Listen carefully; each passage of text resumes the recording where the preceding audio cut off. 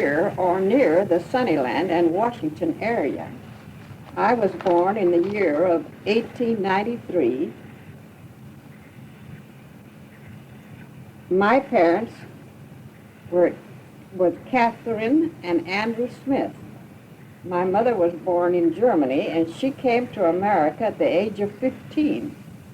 Father was English and German, and he was from here, born here in the Sunnyland area.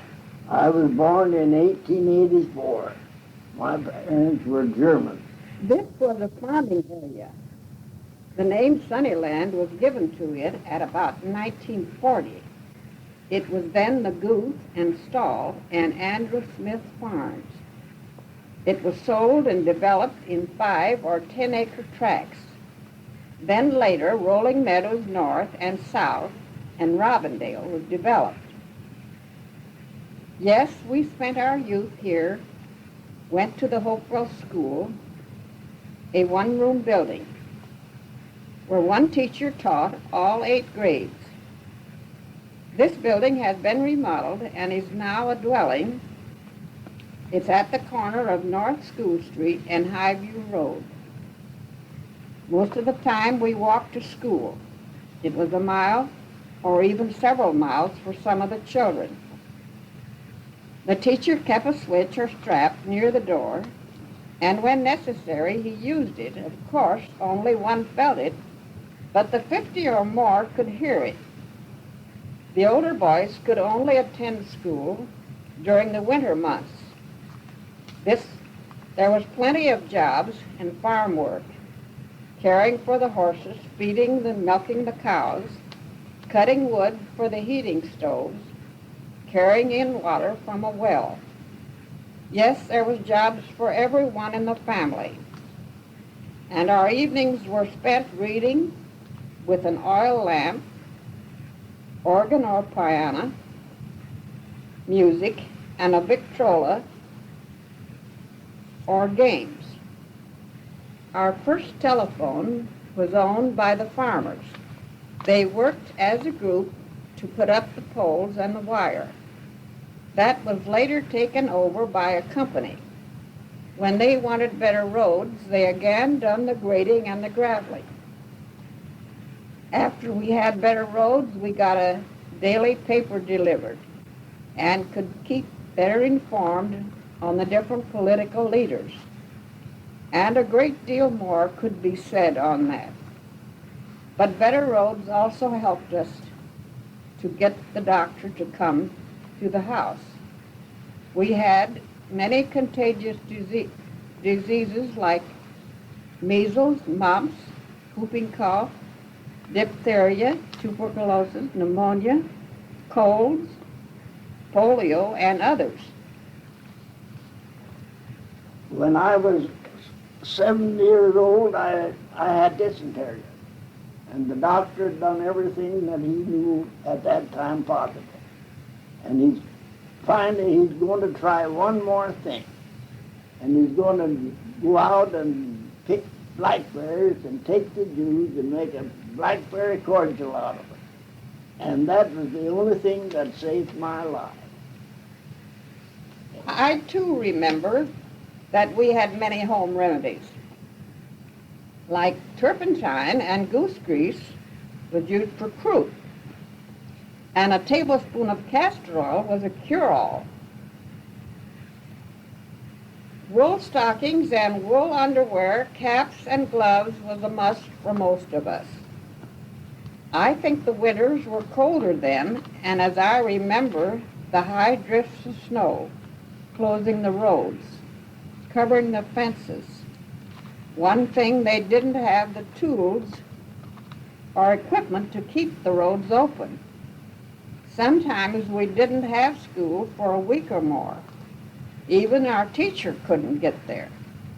We did have many difficult problems, but after all, we had good times too. Band concerts, square dances, churches, and school programs to go to. Families were close. Holidays like Thanksgiving and Christmas were observed with family dinners, and gifts were not always considered a necessity. A book, one toy, an orange or an apple could make a child very happy. I think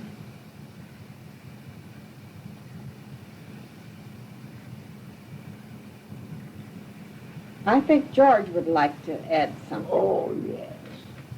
Well, my grandma used to tell me this.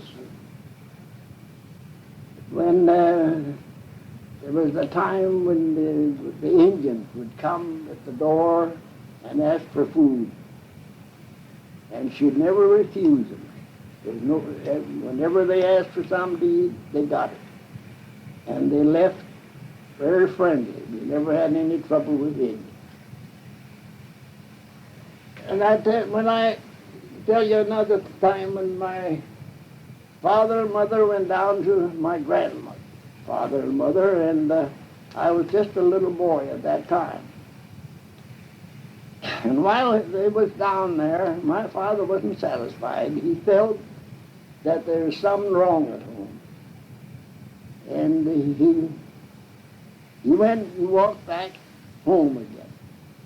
And when he got in the house, why, there was a big hole burned inside of our wood stove, which a little longer, the stove would have fell down to the floor. And there's another thing that I'd like to tell about is that old black dog of ours that I used to think so much of. I used to ride him like a pony. I used to hitch him up to a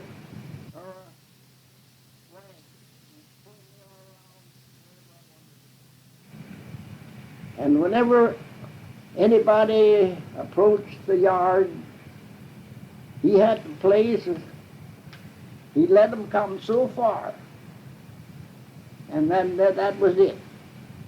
My mother had to come out and tell him to let him in, because she was never afraid to stay alone as long as she had old Rex by her side.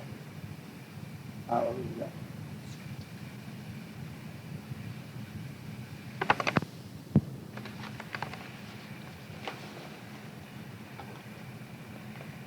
We went to church and Sunday school at Grogan, 15 or more miles from here. It was a day's drive with a team and a carriage. Now we have the church and the schools and the grocery store and the supermarket almost next door, and the automobile to get us there.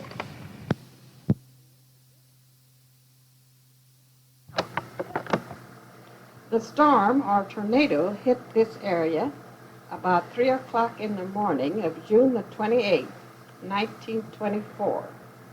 We were living in a 2-story brick house. It blew the ceiling and windows and roof off of the upper story. Bricks were piled 4 feet or more on the bed and floor. And we always get up to dress if we know or think in case of a storm.